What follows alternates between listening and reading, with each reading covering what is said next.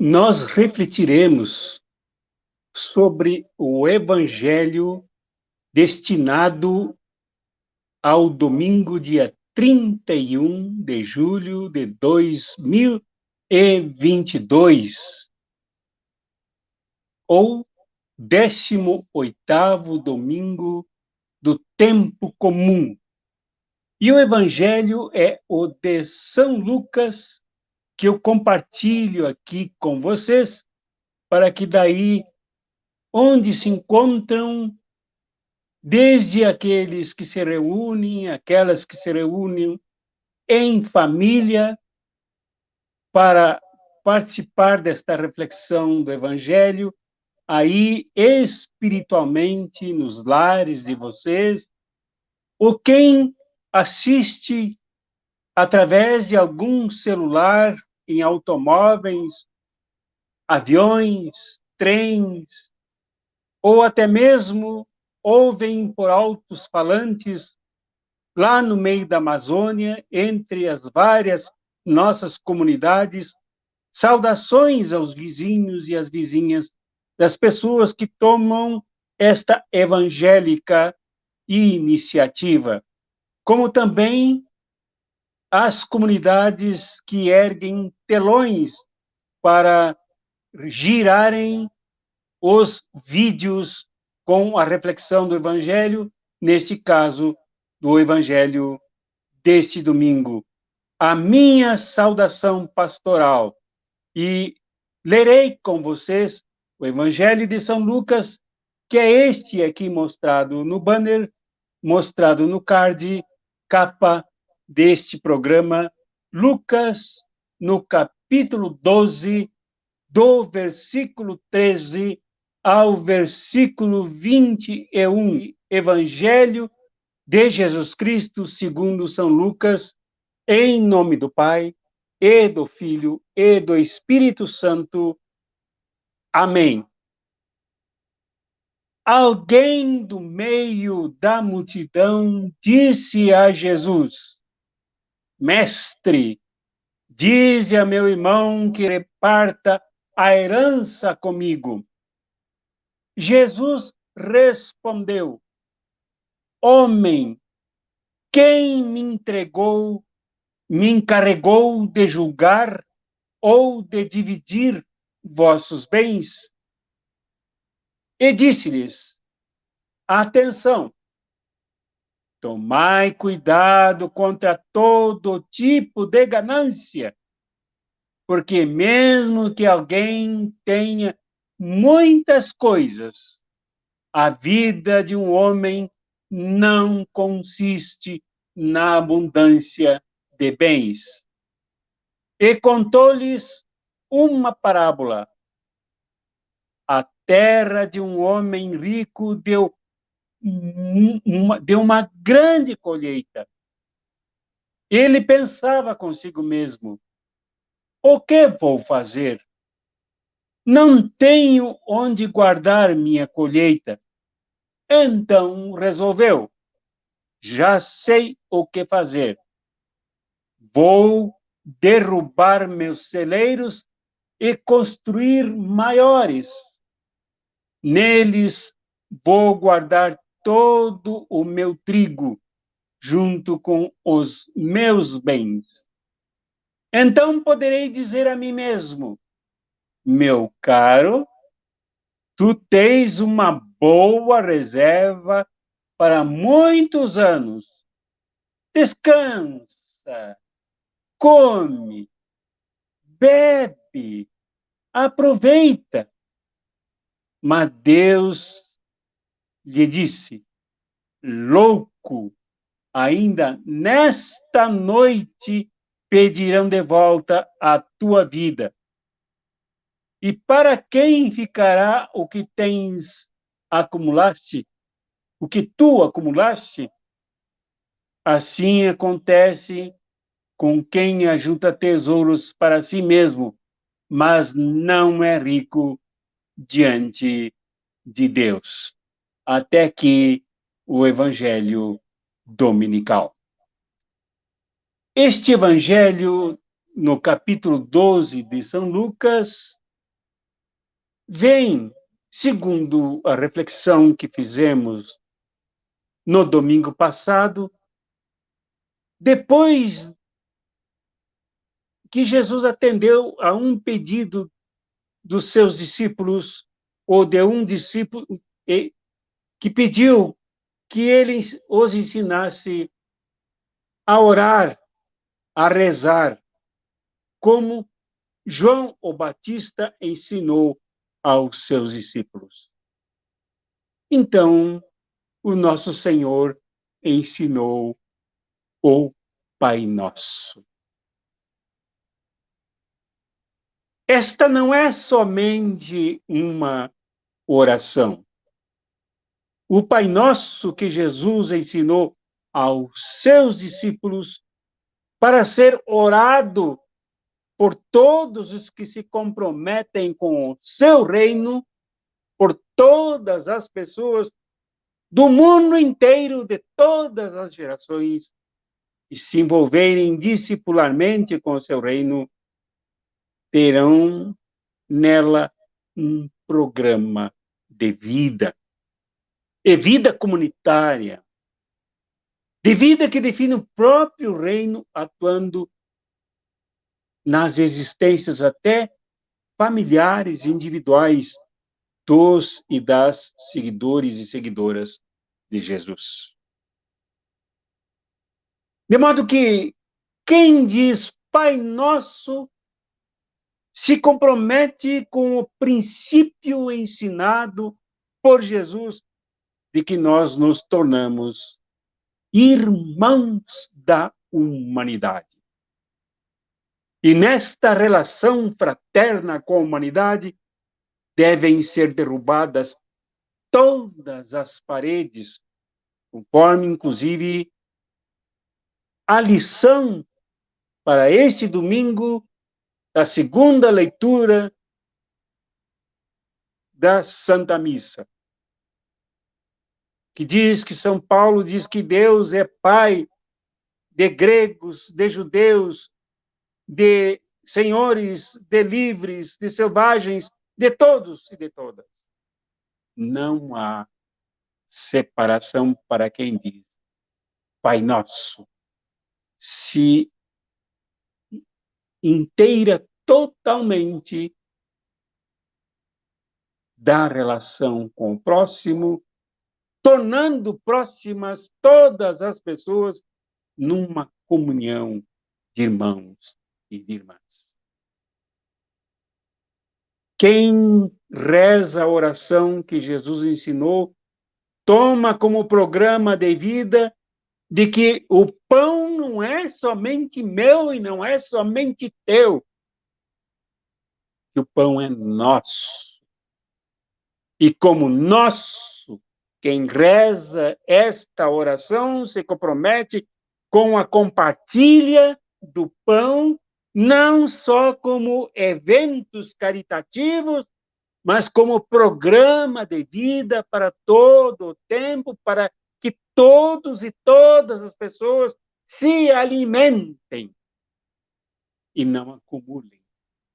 Ou então, de outro lado, as pessoas carentes morram de fome. Quem ora o Pai Nosso e diz pão nosso de cada dia, há de se engajar na luta para que todas as pessoas tenham o pão nosso de cada dia.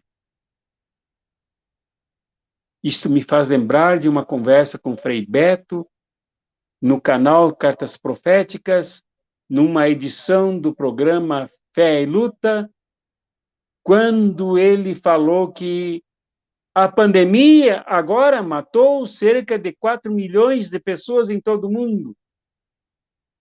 Mas a fome mata os invisíveis que se extinguem no número escandaloso de 9 milhões de pessoas por ano. Frei Beto falou indignado, triste, chocado, não se referindo apenas a números, e a estatísticas matemáticas, mas há pessoas que morrem de fome. Quem reza o Pai Nosso e diz pão nosso de cada dia, há de sempre se lembrar de lutar para que as pessoas que passam fome extingam a fome antes de elas mesmas serem extintas pela fome. Quem reza o Pai Nosso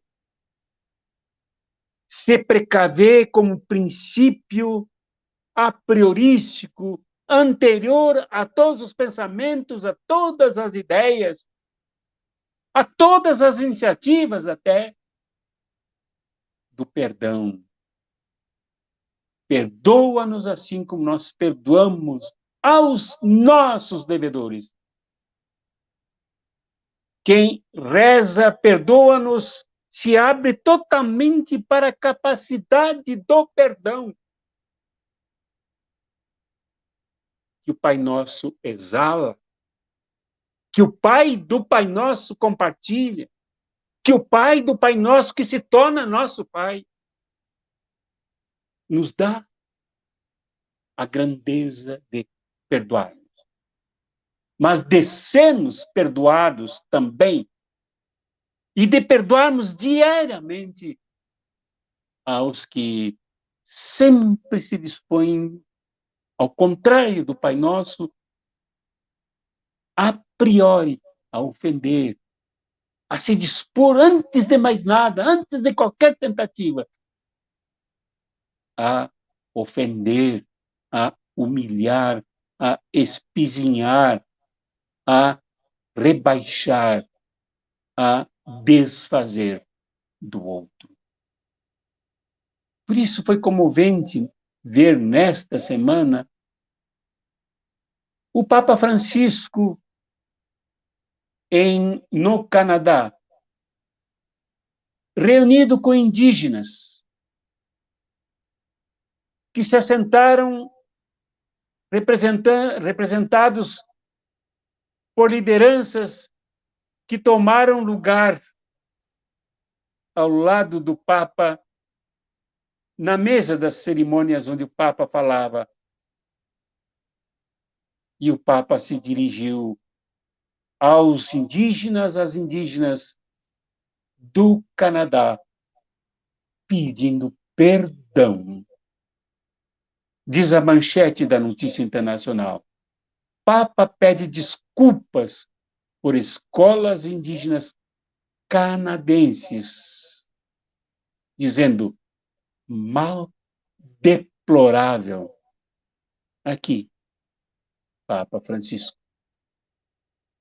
E ele pede perdão porque as escolas estas do Canadá eram escolas católicas que desenvolveram um ensino autoritário, genocida, que matou 150 mil crianças indígenas e abusou sexualmente de tantas outras, destruindo famílias e dignidade.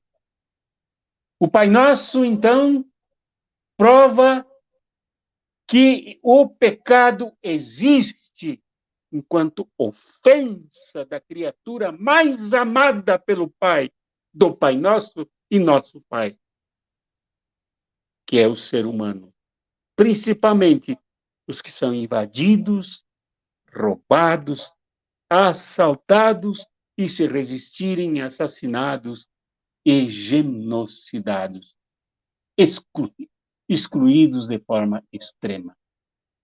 Quem reza o Pai Nosso valoriza atos de pedido humilde de perdão, assim como acolhe o perdão, e caminha muito mais do que o pedido na direção da realização concreta do perdão.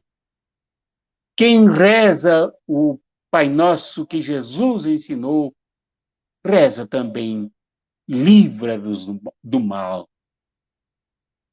Isto que o Papa Francisco enfrentou no Canadá era mal. Foi mal. E destruiu 150 mil crianças indígenas, mas também massacrou tribos e povos inteiros indígenas na América do Norte, como em toda a nossa América. O mal está aí. Quem ora o Pai Nosso, como Jesus ensinou aos seus discípulos, pede que nos livremos do mal, mas não só com o mal pessoal, mas todos os males em todas as formas, pesos e velocidades que atingem a humanidade. Mas quem pede livra-nos do mal se coloca na perspectiva do reino de Deus que Jesus ali alcançou para os seus discípulos e a todos nós, para livrarmos a humanidade e esta amada terra de todos os males que nos afrontam. Esse é o contexto anterior. O contexto imediato é do próprio capítulo 12 de São Lucas, que avisa nos versículos anteriores que as multidões eram de tal modo grandiosas ao redor de Jesus que as pessoas se pisavam umas às outras por se sentirem esfomeadas, sedentas, carentes de tocar em Jesus, de olhá-lo, de escutá-lo. Mas as multidões também eram extremamente assustadas, porque tinham que falar baixo dos seus dramas, dos seus sofrimentos, das suas dores, das suas exclusões, da exploração pesadamente imposta sobre eles pelo Império de Roma e também pela religião oficial estabelecida no Templo de Jerusalém, associada de forma sangrenta com o Império Romano. As pessoas tinham que falar quase inaudivelmente umas para as outras, porque eram atormentadas pelo medo. Este contexto do capítulo 12 de São Lucas é também de fome, de miséria, de tristeza. Sob o patrulhamento furioso, ativo e armado dos fariseus, que procuravam controlar Jesus e as multidões, e ele, Jesus, os acusa já no primeiro versículo do capítulo 12. Mas o capítulo 12 também se refere, depois desse texto, às belezas da criação, às belezas da ação de Deus permanentemente neste mundo para nos nutrir, nos fazer felizes, nos encantar. Mas, agora, diretamente no texto, aqui, Jesus é surpreendido por um homem que se levanta, por um rapaz que se levanta no meio da multidão que mencionei, e quer fazer de Jesus um juiz cartorial para julgar os bens dele e do irmão na partilha, frente ao rapaz se sentir prejudicado pelo irmão. Quando Jesus diz que ele não foi designado para ser juiz de ninguém, para tratar dos interesses materiais dos irmãos que não se entendem. e logo percebeu o que estava no núcleo da armadilha. Era a ganância, o querer acumular, o querer segurar nababesca e egoisticamente nas mãos. É por isso Jesus conta esta parábola que nós lemos, do homem rico que fala consigo mesmo, narcisista, que se encanta consigo mesmo, que se glorifica por ser dono de milhares e milhões de toneladas de grãos de trigo, ao ponto de os seus armazéns não suportarem mais, não terem mais espaço para tantos grãos. Então ele fala consigo mesmo e diz para si mesmo: olha, meu caro, vamos lá que vamos construir mais celeiros para depositar esses grãos, para ficares ainda mais ricos e desfrutares a vida, te entregares aos prazeres, descansares, dormires, sem nenhuma preocupação com nada. Jesus mostrou que, no fundo desse interesse, da briga, da paixão pelos bens, ao ponto de se atropelar o mestre no meio de uma multidão, no fundo, o que opera é este senso de ganância, de acumular, que atropela tudo que Jesus ensina no Pai Nosso. O sujeito se torna um idólatra da riqueza. A riqueza é o Deus, e não o Deus que é Pai Nosso, que me faz irmão necessariamente dos outros.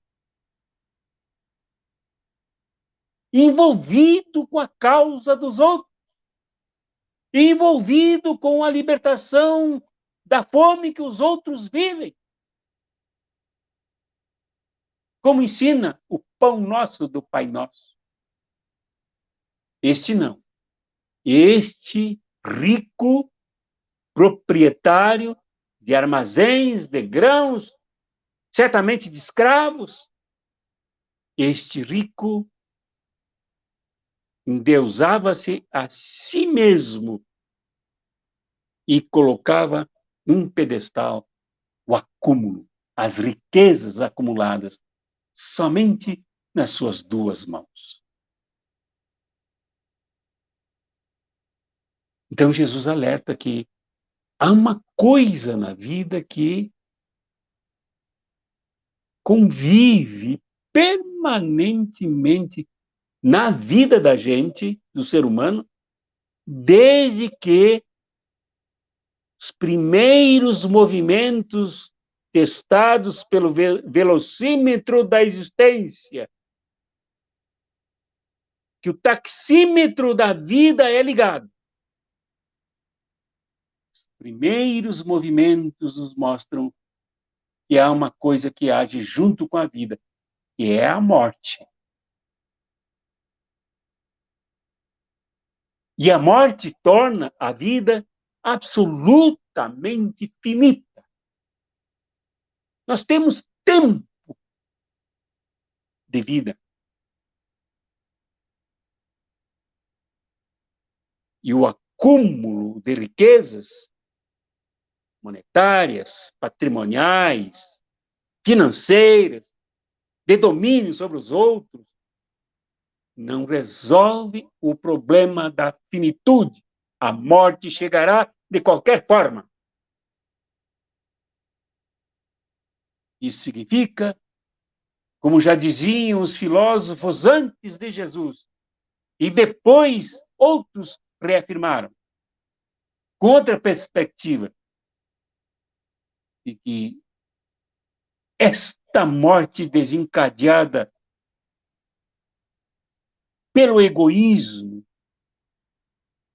pelo endeusamento da riqueza, pela idolatria da riqueza, esta morte mata também a imagem mais bela do ser humano fraterno, do ser humano irmão da humanidade, do ser humano perdoador da humanidade, fazendo deste a imagem de um déspota pelo qual todos esperavam a morte, que morresse o quanto antes.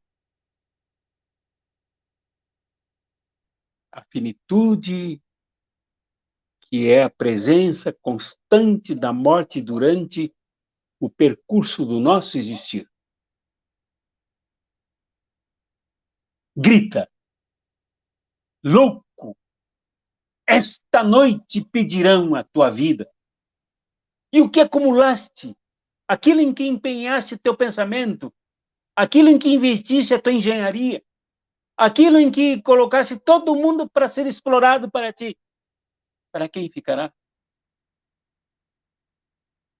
Notem aqui o Evangelho, segundo a afirmação de Lucas, que Jesus disse para